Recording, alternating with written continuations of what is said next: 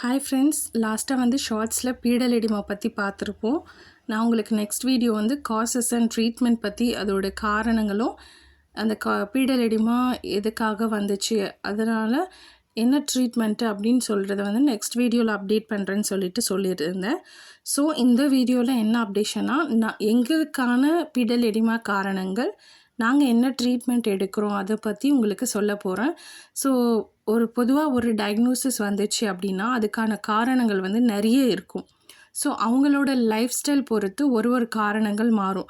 So இப்போ ஒரு diagnosis உங்களுக்கு வந்துச்சுன்னா, ஸோ இதனால தான் வந்தது அப்படின்னு சொல்லிட்டு சொல்ல முடியாது. ஸோ அதுக்கான காசஸ் என்னன்றது சர்ச் பண்ணும் போது நம்மளுக்கு நிறைய கிடைக்கும். ஸோ இதனால தான் சொல்லிட்டு நம்மளுக்கு அஃபெக்ட் ஆனது பர்டிகுலராக எதுவுமே சொல்ல முடியாது.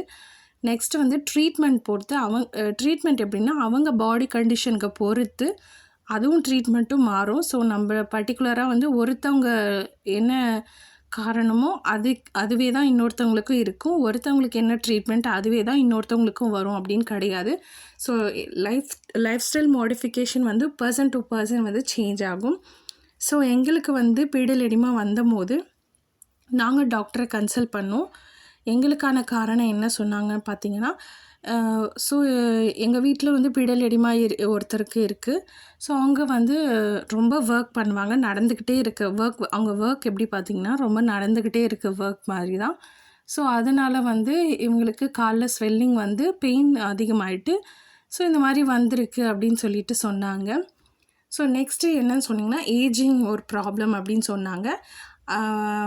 அதெல்லாம் தாண்டி ஃபஸ்ட்டு என்ன சொன்னாங்கன்னா, உங்கள் கால்சியம் டெஃபிசிட்டாக இருக்குது, பாடியில் கால்சியம் கம்மியாக இருக்குது, ப்ளஸ் வந்து விட்டமின்ஸ் வந்து பாடியில் கம்மியாக இருக்குது அப்படின்னு சொல்லிட்டு சொன்னாங்க. ஸோ இதெல்லாம் தான் எங்களுக்கான காசஸ் அப்படின்னு சொல்லிட்டு சொன்னாங்க. இது விட்டமின்ஸ் அண்ட் கால்சியம் வந்து கம்மியாக இருக்கிறதுனால தான் வந்து இது வந்திருக்கு அப்படின்னு சொல்லிட்டு எங்களுக்கான காசஸ் சொன்னாங்க.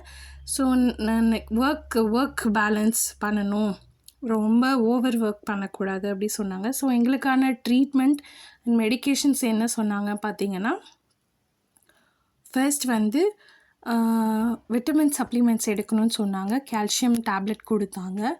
ஸோ நெக்ஸ்ட்டு வந்து ஒர்க்கு வந்து ஓவர் ஒர்க் லோட் பண்ணக்கூடாது, ரொம்ப நடக்கக்கூடாது சொல்லியிருக்காங்க. ஸோ நெக்ஸ்ட்டு வந்து காலுக்கு அடிக்கடி மசாஜ் கொடுக்கணும்னு சொல்லியிருக்காங்க. வார்ம் வாட்டரில் வாஷ் பண்ணிவிட்டு மசாஜ் கொடுக்கணும்னு சொன்னாங்க.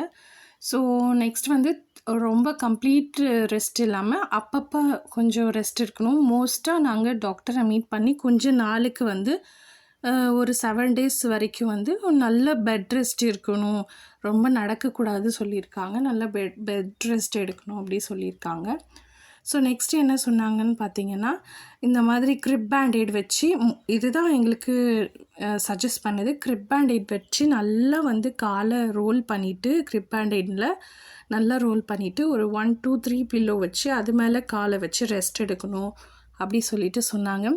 ஸோ நாங்கள் அந்த ஃபாலோ பண்ணோம். கிரிப் பேண்டேட் வாங்கிட்டு நல்லா கால் ஃபுல்லாக ரோல் பண்ணிவிட்டு பில்லோ வச்சுட்டு டியூரிங் நைட் டைமில் தான் பண்ணுவோம். அதோட ஆஃப்டர்நூனில் பண்ணுவோம். ஸோ அவங்க எப்போ ரெஸ்ட் எடுக்கிறாங்களோ அந்த டைம் பண்ணுவோம். ஸோ நல்லா ரோல் பண்ணிவிட்டு அவங்கள தூங்க வச்சுட்டு காலையில் எழுப்பும் போது அவங்க கிரிப் பேண்டேட் வந்து திருப்பி ரிமூவ் பண்ணிவிட்டு அவங்கள நடக்க சொல்லும்போது பெயின் கம்மியாக ஃபீல் பண்ணியிருக்காங்க. நெக்ஸ்ட் வந்து வலி ரொம்ப கம்மியாக இருக்கிறதுனால அந்த ஸ்வெல்லிங்கும் கொஞ்சம் கம்மியாக இருக்குது. ஸோ ஆஃப்டர் தட் வந்து அவங்க நடக்கும்போது திருப்பி கொஞ்சம் நேரம் கழித்து 1 or 2 hours அந்த பெயின் திருப்பி லைட்டாக ஸ்டார்ட் ஆகிற மாதிரி இருக்குதுன்னு ஃபீல் பண்ணியிருக்காங்க. எங்களுக்கு பெயின்கான மெடிக்கேஷன்ஸ் எதுவுமே டாக்டர் கொடுக்கல.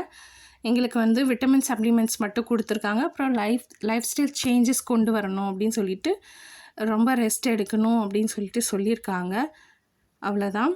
நெக்ஸ்ட்டு வந்து நாங்கள் டெய்லி என்ன பண்ணுவோன்னா, இந்த மாதிரி கிரிப் பேண்டேட் வச்சு ரோல் பண்ணிவிட்டு மோஸ்ட்டாக ரெஸ்ட்டு தான் எடுக்க சொல்லியிருக்காங்க. அதனால் கிரிப் பேண்டேட் வச்சு ரோல் பண்ணி ரெஸ்ட் எடுக்க வச்சுருக்கோம். ஸோ இதனால் வந்து பெயின் வந்து நிரந்தரமாக போகாது, அப்பப்போ வர பெயினை கம்மி பண்ணலாம்.